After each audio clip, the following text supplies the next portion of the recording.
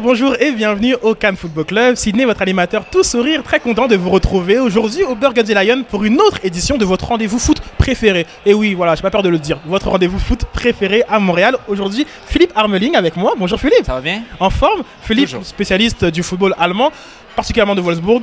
Hein, on a le droit de se le dire. cachera pas, les gens ils savent. Les gens ils savent. Déjà. Et on va parler d'un phénomène allemand, celui, voilà, le monstre, le mur. Quel est même son surnom à Manuel Neuer? Vous l'avez déjà reconnu lorsque j'ai dit monstre. Est-ce qu'il a-t-il un petit nickname, quelque chose comme...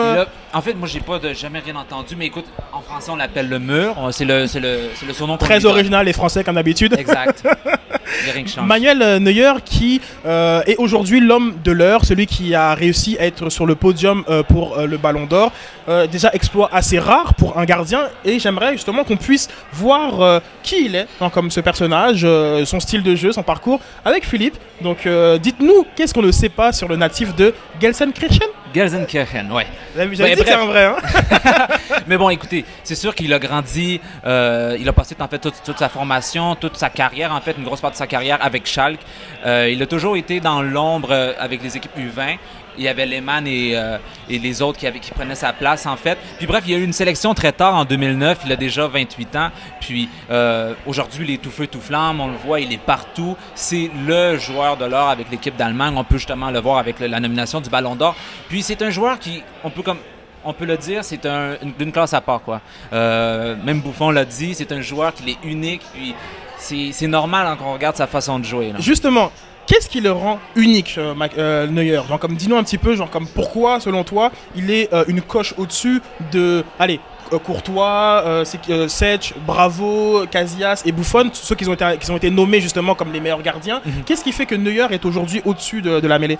Pour moi, ce qui fait vraiment la différence, c'est sa confiance. Il a une confiance totale dans son jeu. On peut le voir même durant la Coupe du Monde, puis je sais que je fais une petite dédicace à Sofiane. Quand le match entre l'Allemagne et l'Algérie, il n'avait pas peur de se mettre devant les joueurs, sortir du carré, sortir du rectangle pour aller tacler les joueurs. C'est une confiance extrême. Il sait ce qu'il fait. Il connaît bien son plan de match. Il sait où sont ses joueurs. Puis ce qui fait vraiment en sorte que sur le terrain, on peut lui faire confiance à 100%.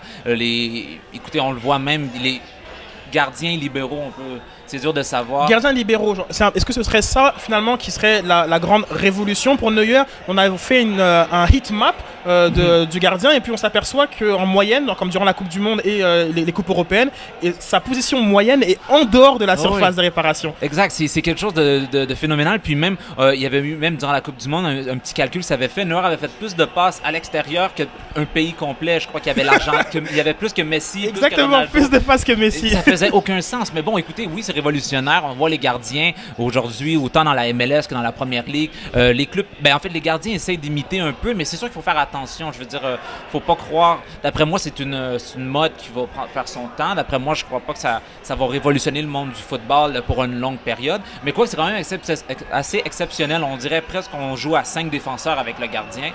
Ça, pour ceux qui le connaissent moins bien, est-ce que c'est l'effet Joachim Löw? Est-ce que c'est l'effet Pep Guardiola? Est-ce que genre comme même à chaque non-fear, c'est déjà des choses que tu voyais?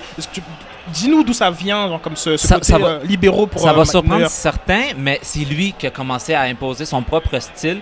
On lui avait demandé, puis en fait, vous allez voir souvent, dans tous les matchs en général, les gardiens jouent assez profondément, ou des fois on sort un peu, puis on dit à Neuer, vu la fragilité de la défense allemande durant la Coupe du Monde, on lui demandait sort un peu plus, fais en sorte que les attaquants de l'autre équipe puissent avoir un obstacle de plus durant l'attaque ou durant la contre-attaque. Puis du coup, ça a fonctionné super bien, puis ça est devenu vraiment une marque en fait, la marque à Neuer, donc les gardiens font ça dans les autres matchs, on dit il fait son Neuer, regardez, c'est vraiment rendu c'est propre à lui quoi. Puis c'est ça en fait qui fait en sorte que ça le différencie des autres.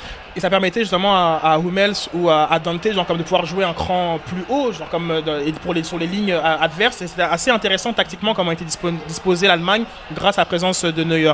Là aujourd'hui, Neuer, voilà, c'est l'homme de l'heure, l'homme du jour. Est-ce qu'on en fait un trop sur Manuel Neuer selon toi? Est-ce que c'est justifié? Est-ce que d'un point de vue chiffre, tu peux nous dire, est-ce que au-delà du fait de faire des relances et des sorties casse-cou, si je puis dire, derrière, c'est quand même un grand gardien sur sa ligne? Écoutez, c'est sûr que on va regarder le Bayern, il ne faut pas l'oublier, c'est l'équipe aussi de l'heure en Allemagne, c'est l'équipe qui performe le plus, ils n'ont pas encore perdu cette saison en Bundesliga, mais oui, ils ont une grosse défense, mais ils n'ont pas cette défense, comme je pourrais dire, superstar. Ils ont des bien joueurs établis, ils ont une équipe très intéressante, mais Neuer fait une très grande différence. Puis écoutez, ils n'ont pas accordé de but depuis 18 heures de match. Alors, 18 heures de match. Puis ça, c'est hors Ligue des Champions. C'est vraiment qu'en Bundesliga. Et puis, écoutez, la défense est simplement, avec le gardien aussi, c'est impossible de trouver le fond du filet à jouer contre le Bayern. Puis c'est ça qui cause problème. Mais écoutez, oui, il y a des chiffres, oui, on le voit, tout ça. Mais c'est vraiment, faut pas croire non plus que c'est seulement la défense du Bayern. Puis que Neuer s'assoit sur ses lauriers, comme on dit, puis qu'il fait rien. Il est là, il fait les arrêts, il est grand dans le filet, c'est très dur. 1m93. Vous imaginez les Fennecs quand ils voyaient ça sortir à débouler à 100 km/h? Exact. Puis il est tellement plus grand que la majorité des joueurs. C'est ça qui fait en sorte qu'il a une opposition très grande dans le filet. Puis pour moi, oui, c'est ça. C'est vraiment ça qui fait sa différence. Puis peut-être qu'il va emmener une révolution aussi football, on ne sait pas. Ça se passe de joueur en joueur, puis peut-être justement en gardien, et ça va donner l'envie aux autres de faire pareil aussi. En termes de personnalité, Neuer est l'un des co-capitaines de la sélection. Récemment, une sortie un petit peu sur Ronaldo, où il disait comme que lui, il ne fait pas des publicités en slip. D'ailleurs, personne n'en fait à part Ronaldo. Exact. Parle-nous un petit peu comme petit personnage. Oui, qui est Emmanuel? Écoutez, c'est un homme tellement, tellement gentil et social dans la vie de tous les jours. Il fait tellement partie de ce monde-là de joueurs de football qui se situe beaucoup dans la société, qui offre beaucoup. Il fait partie de beaucoup de charités. Il offre beaucoup justement à la communauté de football. Puis c'est ça que j'aime bien aussi de ce joueur-là, c'est qu'il est hors de la controverse. Il n'est jamais dans les polémiques de football.